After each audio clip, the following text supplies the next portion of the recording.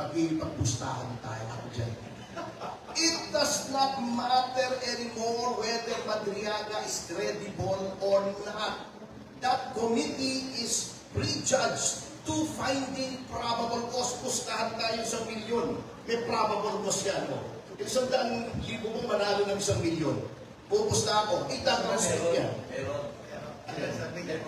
Hindi dahil may probable cause, dahil prejudged na ng committee. That committee has standing orders from the House leadership. I-transmit yan. Yun lang ang bottom line yan. Huwag na tayo maglupan dito. Ano po ba talaga ang probable cause? Based on your legal expertise, what is this probable cause all about?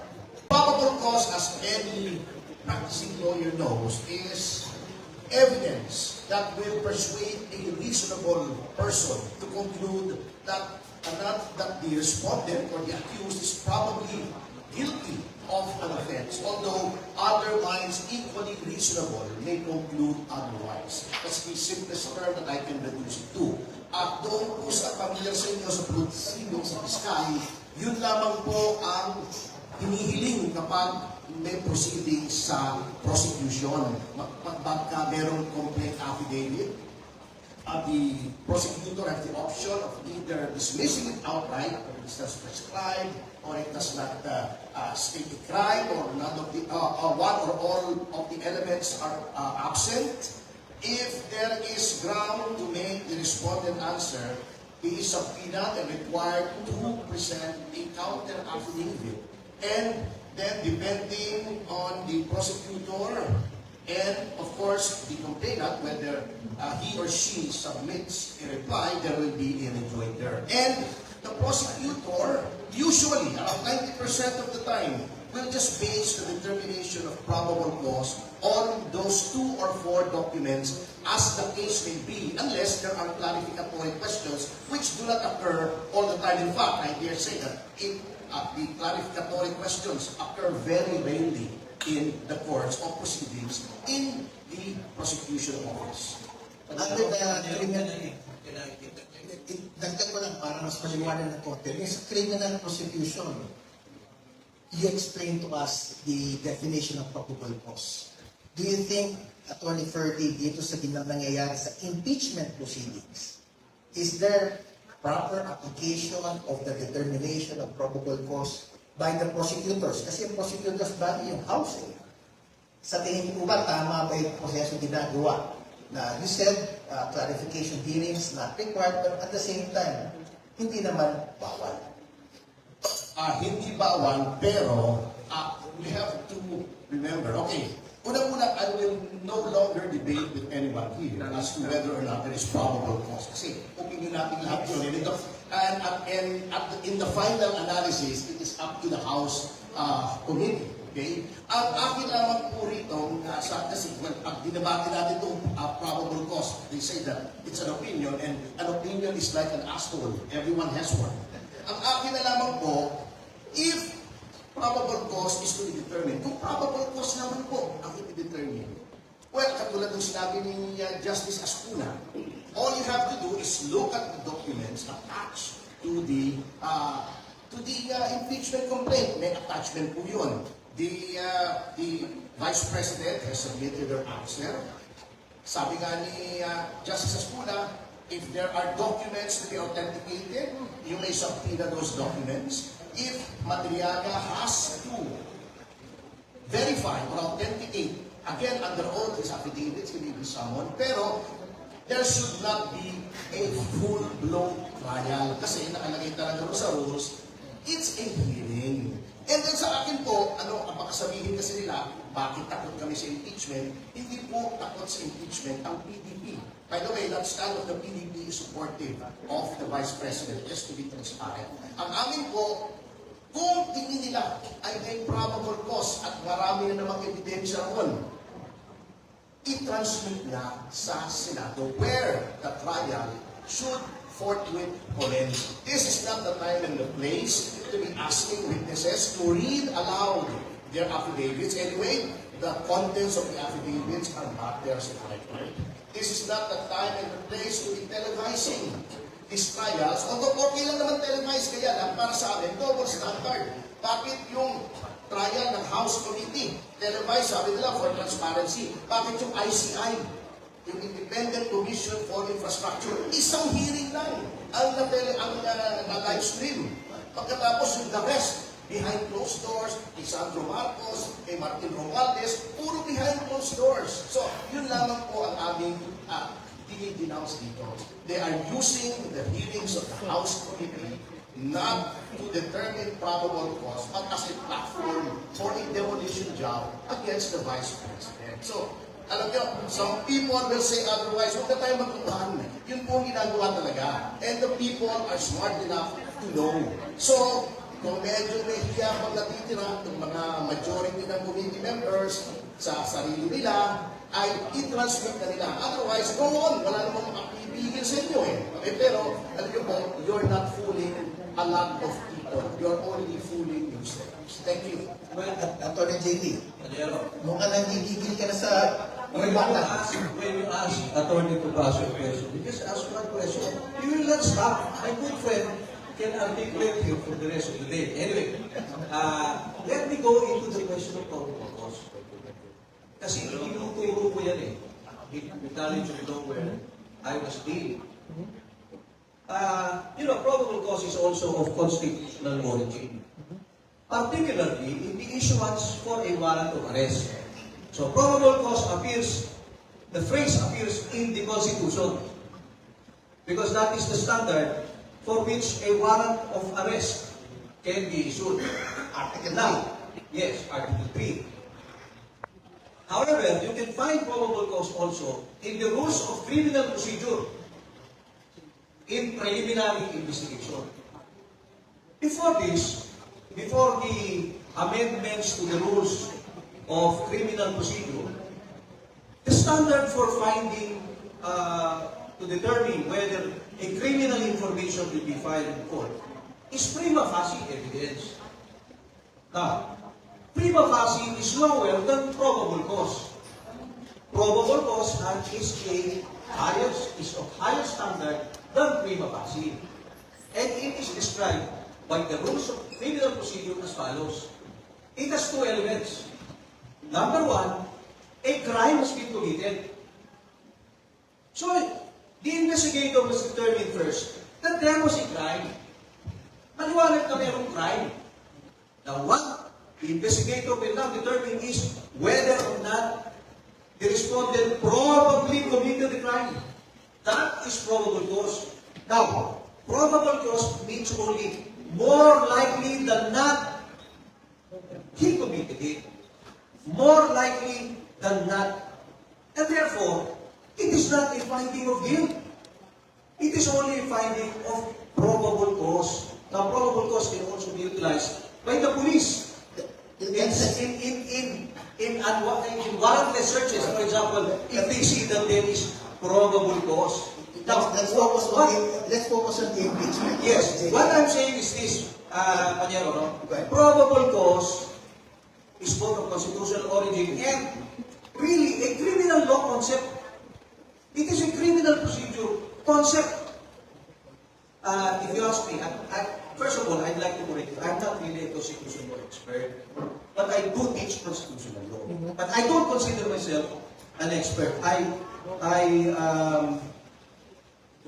lean on the views and opinions of former Chief Justice Renato Puno, who I consider to be the living and best constitutional law expert in the land today. I do not understand where the House Justice Committee plucked the concept of probable cause in determining whether to file the articles of impeachment or not. There is nothing in the Constitution that tells them you have to find probable cause before filing the articles of impeachment. However, so in other words, I'll cut you short, Attorney JD. In other words, mali yung ginagawa ng proceeding sa House? No, not because necessarily. probable cause as a term, as a criminal law, constitutional law term, yes, wala doon sa House rules of impeachment? I do not know about the House rules, but I do know that in the Constitution, you cannot find the requirement to find probable cause before the filing of the articles of impeachment. However, I must add this, and this is very important, panel. The Constitution grants to the House of Representatives the exclusive power to initiate impeachment. Diyan kami medyo, this is when I really do not agree with the decisions of the Supreme Court. You know, when it struck down the articles of impeachment as null and void. I think it was a case of overreach. That's another issue. I think that the House, if it wants to impose on itself the standard of probable cause before it files the impeachment, that's its prerogative. Nobody can control the House. So we cannot say it's wrong. We can say that, well, it's not easy to understand where they got it. Maybe some lawyers there who are practicing litigators like Atty. Topacio and myself would say, hanapan na lang natin ang probable cause. But actually, to me, if you just ask my opinion, I think prima facie would be enough. And I'll explain later why. Ask me. Okay.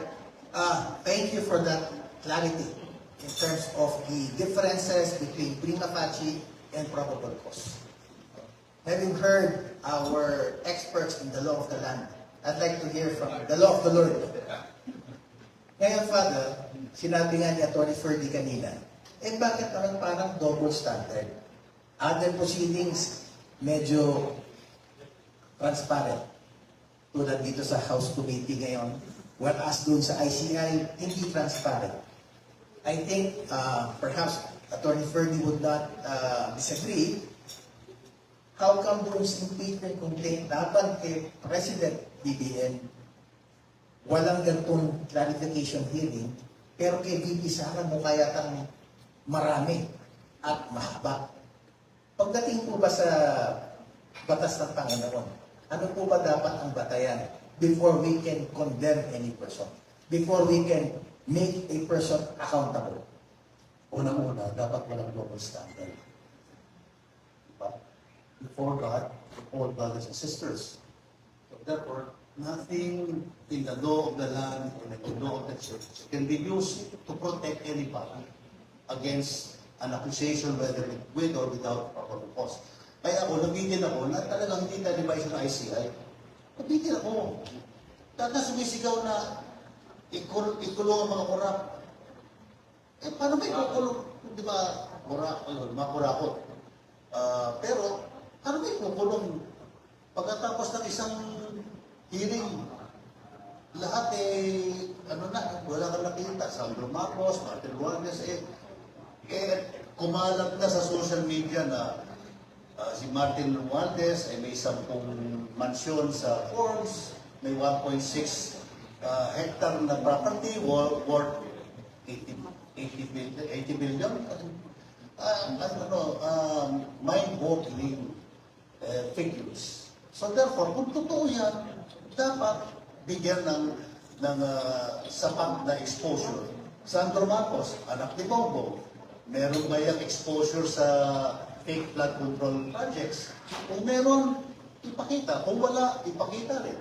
Pero bakit hindi pinakita? Kaya ako, personally, bakit gano'n? Pero paano, Father? Kasi lumalabas na inuuna muna nila si VP Sara, baka susunod naman yung mga ibang involved sa mga flood control. Pero balita ko, nasa ombudsman na yung kaso ni Martin Romualdez. So, ilabas na ni Boy. Ilabas na, kasuhan na. Okay. So, pero sa akin, bagamat naiintindihan ko yung probable cause sa prima facie, dahil sa tagal ko ng exposure sa mga abogado, good and bad lawyers, I will not say whether this two, yung good and bad lawyers, I have probable causes to conclude that certain lawyers are good and certain lawyers are bad. I will not conclude on the two of you. It's obvious. So, kasi nagkasama na kami ni Ferdy, nagkasama na rin tayo, sa tagal ng pakikialam ko, I've been exposed to all kinds of lawyers, good and bad. Neutral na. Hindi ako neutral. Never. Pagkagalitan ko kayo kapag kailangan. Pero gusto ko na sabihin na yung side ng simbahan, ako po, mula nung July 2016 hanggang ngayon, and even before July 2016, panahon pa ni ERAP, panahon pa ni GMA, panahon pa ni FBR, panahon pa ni Gloria, nakikialam na ako eh. Kaya nakikita ko po, hindi yung probable cause, kundi moral and cultural impact of leadership. Yan nakita ko. Kung ano yung moral and cultural impact ng Duterte leadership, ng Pinoy leadership, lahat po tinitingnan ko. Kaya may komentaryo ako at meron akong reklamo sa bawat namumuno. No? Wala just no perfect. Kaya lang talaga, no? Panahon ni Duterte, talagang ako ay nag-inbal ako sa mga naririnig ko, nakikita ko, nangyayari. At kaya ako sinabi ko nga, Ferdy at KB, Fred, sinabi ko sa isang forum that the church has the moral imperative to prevent another Duterte presidency. Dahil nakita ko personally yung cultural and moral and economic, etc., political repercussion of certain kinds of leadership. Sige, Father, let's leave that topic for a while. Dito tayo ngayon, yung hot topic, witness Ramil Madriaga. Attorney Ferdy, I know you're not part of the defense team. I know you're not part of the House of Prosecution team. Given your expertise in trying to assess credibility of witnesses, at the same time, weight of evidence, ano po ba tingin niyo siya yung mga sa sinabi ni Ramil Madriaga? Is it enough to establish what we have defined as probable cause? Yes, alam mo, kumpanyero, the credibility or lack thereof of Mr. Madriaga has been debated to death. Even in between the very short time that he has testified, last 14 yata yun, ano, if I'm not mistaken. Ngayon ay, ano ba ngayon? 17. It has been debated to death, and I think everyone and his mother has an opinion. Mga nagsasabi, hindi pwede yung siya ay nag-form ng OVP, etc. Hindi na po mag-depel doon kasi I know it would be carrying holes in Newcastle pagka dinibati ko pa or i-discuss ko pa ito. Siyempre, to be candid, I will always say that he is not credible dahil I am part of the bias po ko. Bias na po. Although, you can see for yourself the basis or the foundation of my saying that he is not credible. The bottom line is, and ito, kung gusto ni JV, pag-pustahan tayo ako dyan. It does not matter anymore whether Madriaga is credible or not. That committee is prejudged to finding probable cause. Pustahan tayo sa milyon. May probable cause yan. Isang daang libo mo manalo ng 1 milyon. Pupusta ako, itatransmit yan. Hindi dahil may probable cause, dahil prejudged na ng committee. That committee has standing orders from the House leadership. I-transmit yan. Yun lang ang bottom line yan. Huwag na tayo maglukan dito kasi i-discuss pa natin yung procedure, yung credibility ng witnesses, kung tama ito, tama mo. Walang tama, walang mali. Ang bottom line dyan, ipapatransmit yan. Kaya nasabi ko, kung may nagtitira silang hiya sa kanilang pagbubuka, ay i-transmit na nila. Of course, they will not do that. Why?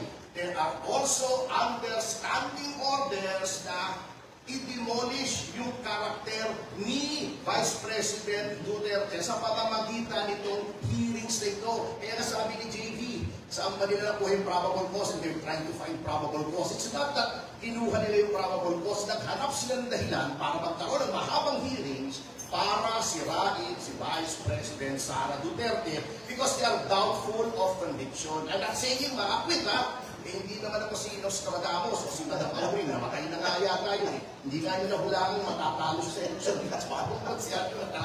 Pero sinasabi ko sa inyo, mark my words, ha? Ano, JB, 100,000 mo manalo ng 1 milyon, itatransmit sa Senado yan. Oh, yun. Attorney JB. Oh, Maganda tingin. tapusin ko lang. Para sa akin, of course, I will always respect the decision, the opinion of these people. While we differ, I'm glad that I am among friends. Na we really agree to disagree. Para sa akin, itatransmit yan, number 1, bakit? Sinabi na ng House leadership na itatransmit. Number 2, magkakaroon ng mahabang hearing para sirain si Vice President Duterte. And not because there is probable cause. Okay, then JV will explain why he believes that there is probable cause. Allow me to explain. Balik mo na lang. Next one is your reaction kasi sinasabi nga dyan, there are standing orders already according to Attorney Ferdy. I do not know if there is any. Pero ano sa tingin mo? Ito tingin ko. You know, the Supreme Court has described or defined an impeachment process as primarily legal with political characteristics. Ayan ang definition niya. So we stand by that because the Supreme Court is the one who defines it, what the Constitution is. Pero, I think I will go along with the analysis of former Chief Justice Puto. See, impeachment was not placed under Article 8 under the judiciary. So, hindi binibisto talaga yan, technically. It was not placed under Article 6 in the legislative because it is not a legislative work. It was placed under a separate article, Artikulo 11. Article 11, which is far removed from Articles 6 and 8. Okay? And subsequent ka na, subsequent Artikulo 11. Now, why is this? Because the Constitution wants to exact accountability from high officials. Ngayon, what is impeachment really all about? According to Chief Justice Puno, you can break down impeachment into two stages yan eh. One is the political stage. That is the exclusive prerogative of the House to initiate. Ang sabi lang naman ng Constitution, exclusive power to initiate. Yan. Now, with a vote of 1/3, there is a provision in Article 3, paragraph 4, that if there are already 1/3 of House members, diretso na yan eh. There is no need for any finding of probable cause. There is no need for any hearing. Sabi ng Constitution, and it's a plain, simple reading of the constitutional provision, if there is 1/3, you should bring it immediately. It will form the articles of impeachment. It will be filed in the Senate for the trial for it. Now, the trial is now the legal stage. Let's stop. Wait lang. Stop muna natin doon sa legal, sa Senate. Let's focus on the political muna. Yeah, okay, yung political. Yes, Then we go to the legal. let's not Yung worry about political. Kaya, hindi ako makikipagpustahan kay Panyang Ferdy. Kasi, whatever the House wants, kahit na political ang basis nila, you have to respect that.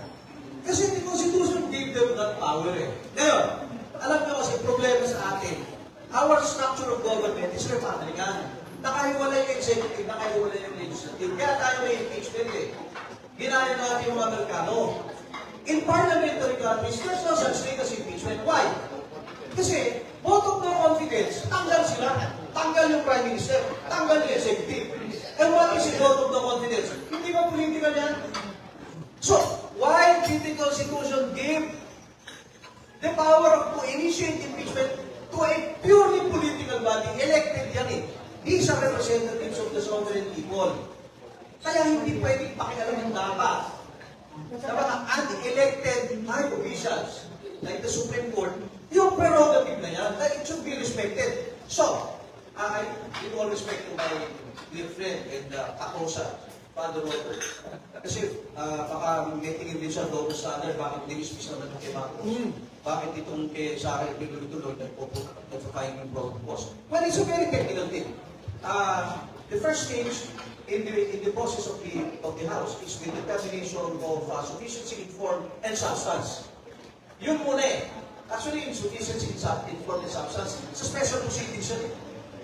So, alam mo yung ginawa ng House, kinukuha nila yung mga different concepts from special proceedings, from criminal law, pinagpapitagpi nila. Ngayon, kay Marcos kasi, they did not find sufficiency in form and substance.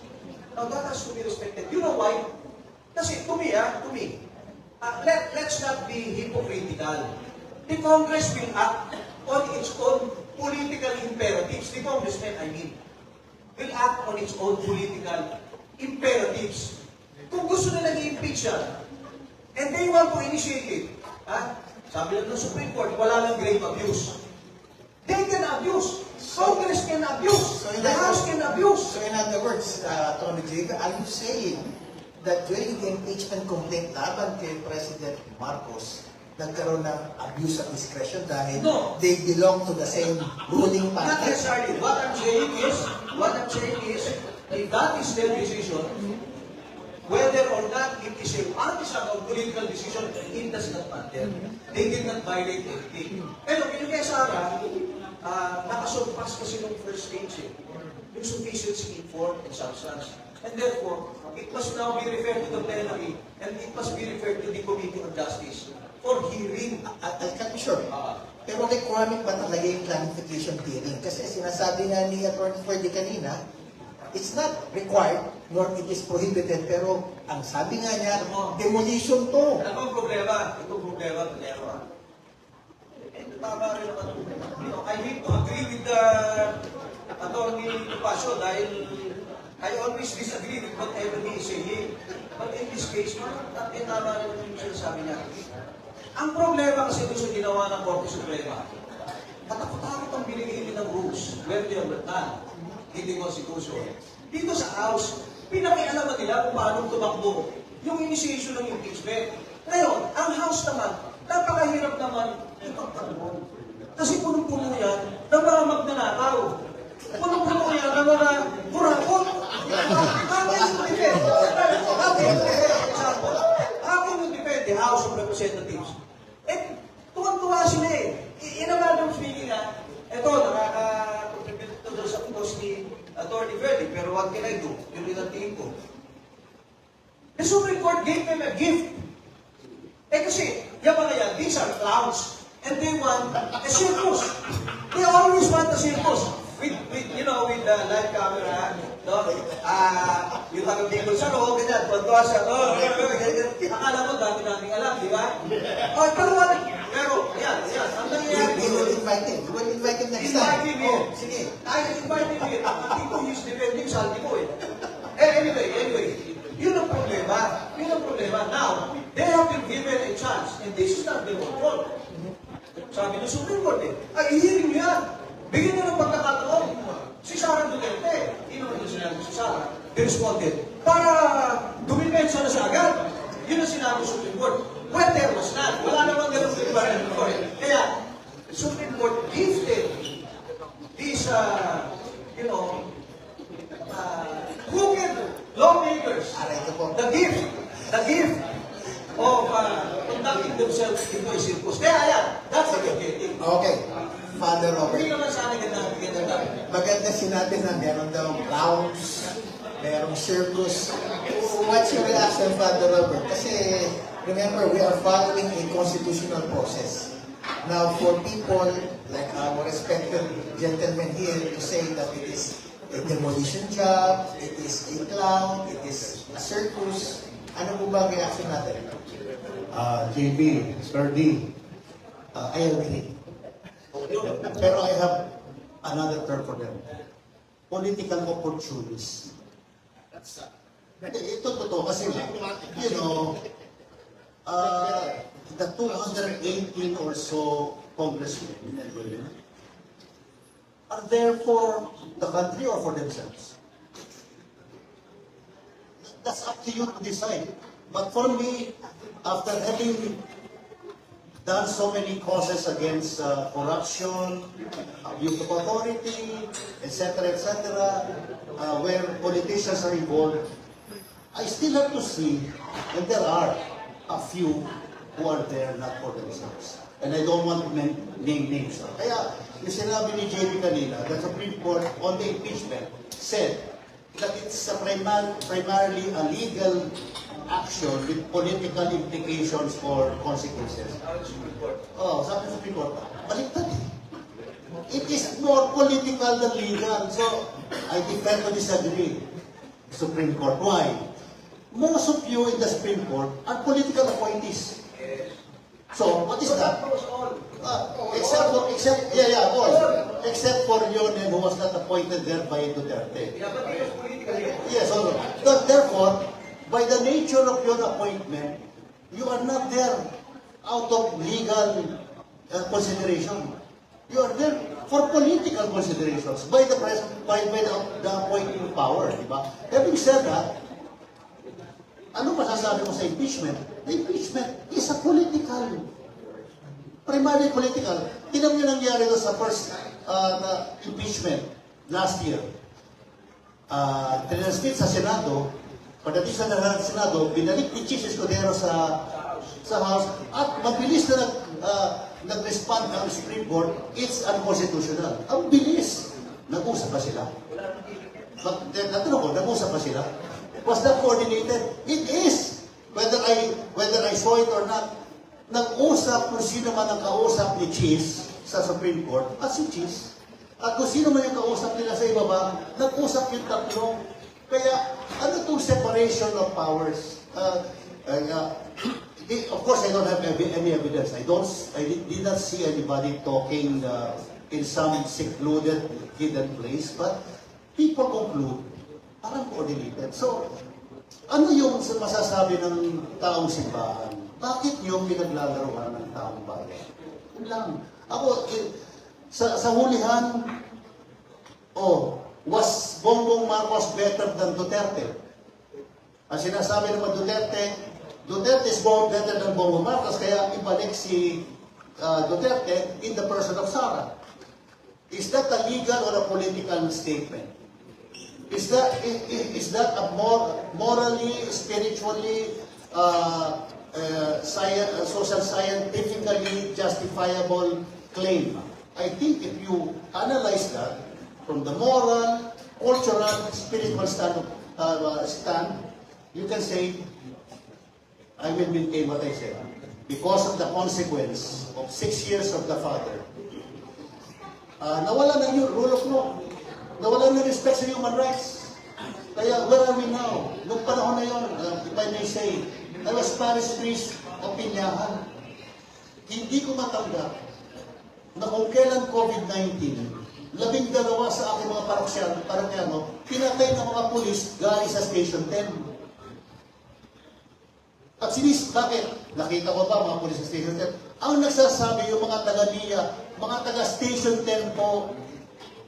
So, what was that? Policemen killing ordinary citizens and putting cardboards ng laban when there was no weapon, there was no struggle, basta lalagay mo yung... So, sa akin, the political and the legal parang obfuscates, puts a smoke screen on something more essential, the moral and the spiritual.